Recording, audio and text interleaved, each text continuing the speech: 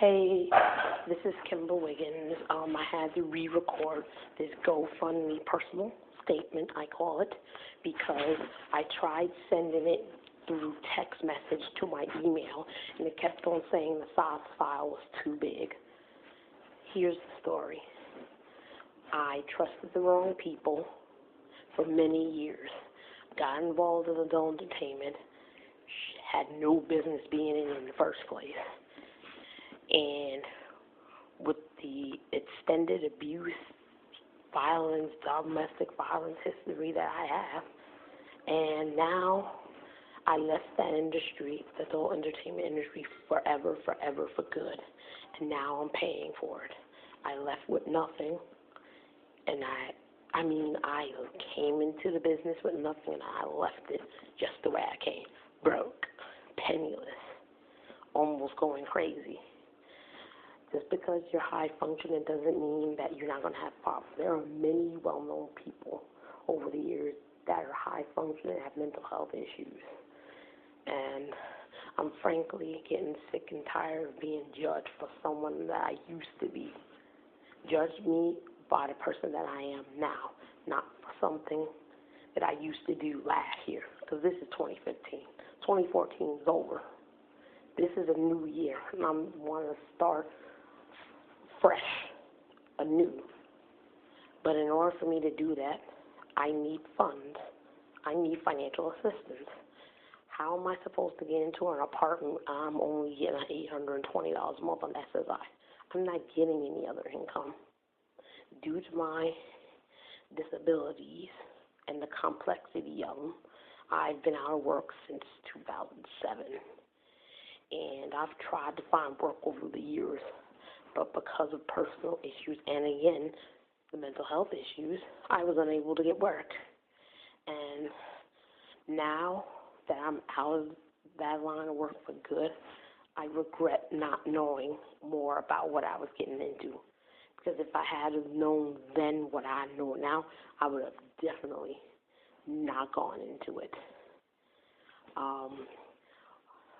My financial requirement, $6,900, $6,900.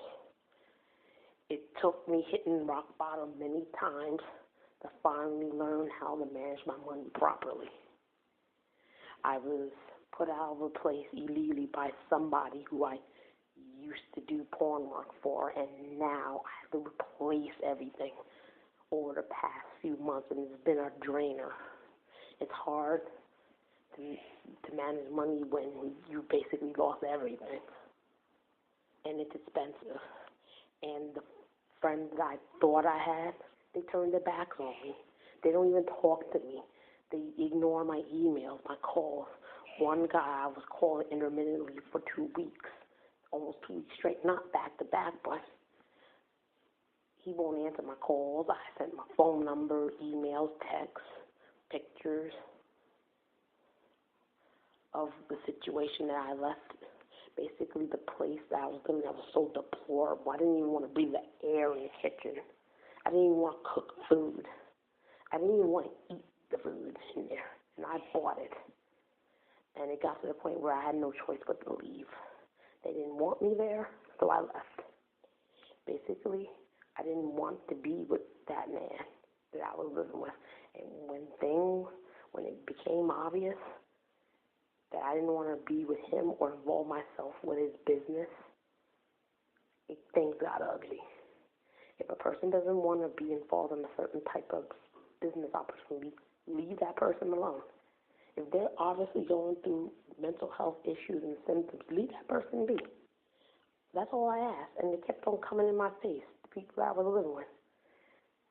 I already have mental health issues. You don't tell someone mental health issues that they're not disabled just because they're high functioning and they can go about their business. It looks easy, but it's not. It's a 24-hour thing from sunrise until sunset. I got to keep my being disabled. I have to be on point all the time. And being a woman of size, I have to even be more on point, or else things are getting neglected, and I can't afford that. stay tuned for the next part of this message, and I'll sum everything up there. God bless.